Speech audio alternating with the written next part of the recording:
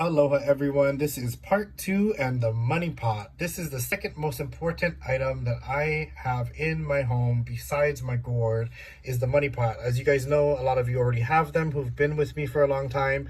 You guys have been working with the money pot energies for a while. This is what the money pot looks like. It is for your wealth corner. I send instructions to let you know where your wealth corner is with diagrams. It comes with gemstones. So this is my personal one. So there's coins and different things in there that you would add in later. It comes with a red envelope, Elixir.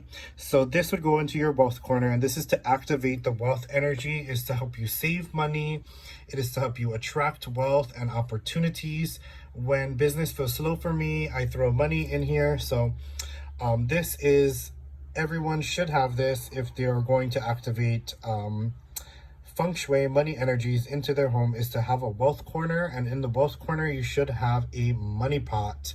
So when you order this, you do get more in-depth instructions. I believe in the money pot so much that I have them in almost every single room of my home, office. We have money pots everywhere in the Aloha Elixir House of Intention headquarters, and I am a true believer in the money pot. I'm going to go on to part 2 because the money pot has a companion that can help you attract more wealth into your home, and he works perfect with the money pot. All right, I'll see you guys in part 2. Thank you.